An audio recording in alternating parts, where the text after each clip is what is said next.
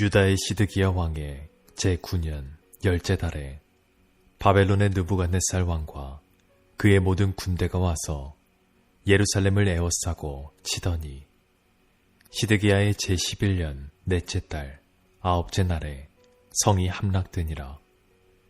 예루살렘이 함락되매 바벨론의 왕이 모든 고관이 나타나 중문에 앉으니 곧 네르갈 살레셀과 삼갈 네부와 내시장 살스김이니 네르갈 사레셀은 궁중 장관이며 바벨론의 왕의 나머지 고관들도 있더라.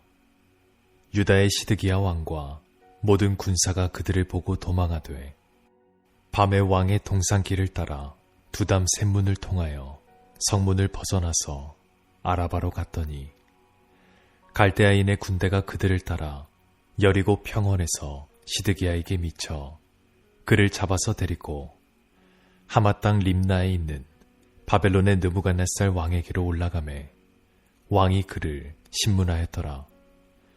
바벨론의 왕이 림나에서 시드기야의 눈 앞에서 그의 아들들을 죽였고 왕이 또 유다의 모든 귀족을 죽였으며 왕이 또 시드기야의 눈을 빼게 하고 바벨론으로 옮기려고 사슬로 결박하였더라. 갈대아인들이 왕궁과 백성의 집을 불사르며 예루살렘 성벽을 헐었고 사령관 누부사라단이 성중에 남아있는 백성과 자기에게 항복한 자와 그 외에 남은 백성을 잡아 바벨론으로 옮겼으며 사령관 누부사라단이 아무 소유가 없는 빈민을 유다 땅에 남겨두고 그날의 포도원과 밭을 그들에게 주었더라. 주전 586년 7월 마침내 예루살렘 성은 바벨론에 의해서 무너지게 됩니다. 그동안 예레미야를 통해서 말씀하신 하나님의 계획이 이루어지게 된 것입니다. 한 나라가 멸망하고 수도가 함락되는 것은 그야말로 비참한 일입니다. 이미 하나님의 백성에게 하나님의 말씀으로 예언되었던 일이었기 때문에 이 비참함이란 다른 무엇과도 비교할 수 없을 것입니다.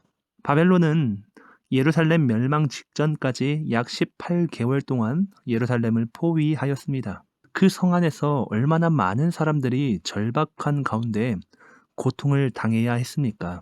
만일 이 시드기야가 하나님의 말씀에 순종하였다면, 그래서 예루살렘 성문을 더 일찍 열어 바벨론에 항복하였다면 그 기나긴 고통은 겪지 않아도 되었을지도 모르겠습니다.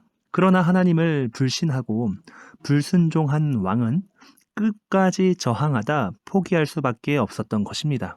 더욱 황당한 내용은 바벨론 군대가 예루살렘에 입성하기 며칠 전에 이 시드기야는 야반 도주를 하였다는 것입니다. 하나님의 성전과 백성들을 버리고 자신의 한 목숨을 부지하겠다면서 그렇게 도망쳤다는 것이죠. 하나님을 신뢰하지 못하였던 이 연약한 왕은 마지막까지도 그렇게 처절해야 했습니다. 그러나 그 발걸음이 바벨론으로부터 벗어날 수 있었을까요? 그렇지 않습니다. 얼마 지나지 않아 도망을 치던 시드기야는 바벨론에 붙잡히게 됩니다. 그리고 자신이 보는 눈앞에서 자신의 아들들이 모두 죽는 모습까지 지켜보아야 했습니다. 또한 아들들의 죽음을 보고 난 이후 시드기야는 두 눈이 뽑힌 채 바벨론의 포로로 끌려가야만 했던 것입니다. 하나님을 외면하고 백성을 버린 시드기야는 가장 비참한 운명을 맞이해야만 했습니다. 예루살렘을 함락시킨 바벨론은 이제 그 주변을 폐허로 만들기 시작합니다. 성전과 왕궁에 불을 질렀습니다. 백성들의 가옥들도 불에 타올랐으며 예루살렘 성벽마저도 무너뜨리게 됩니다. 유다 땅에서 조금이라도 젊고 능력 있는 사람들은 바벨론의 포로로 끌려갔으며 반대로 늙고 가난하고 능력 없는 사람들은 폐허가 된 예루살렘에 남게 되었습니다. 바로 여기까지가 오늘 본문이 기록하고 있는 시드기야와 예루살렘의 최후의 모습입니다. 여러분 어떻습니까? 하나님을 신뢰하지 못하고 외면한 인생의 결말은 너무나도 끔찍합니다. 수차례 회개할 수 있고 회복할 수 있는 기회가 찾아왔지만 그 모든 기회를 버리고 자신의 아집으로 살아온 인생은 결국 하나님의 말씀대로 심판을 받을 수밖에 없던 것이죠. 결국 이 일은 오늘날 복음을 외면하고 불신함으로 죽어가는 모든 인생들을 대변하는 것처럼 보이기도 합니다. 하나님께서 살리고 싶어도 예수 그리스도의 의가 불신하는 자들에게는 없으니 도저히 살릴 수 없는 안타까운 인생이라는 것입니다. 따라서 오늘도 우리는 이 말씀을 통해서 불신과 불순종의 인생의 마지막을 기억하시고 우리가 먼저 주님을 사랑하며 복음을 의지하며 살아가는 인생이 되어야 할 것입니다. 먼저 구원받은 자의 특권은 바로 이러한 하나님의 심판으로부터 해방된 은혜이지만 동시에 또 다른 불신의 인생을 위해 구원의 길을 제시하는 도구로 살아가는 은혜이기도 할 것입니다. 이 말씀을 기억하시면서 오늘도 믿음으로 승리하는 복된 하루가 되기를 간절히 소망합니다.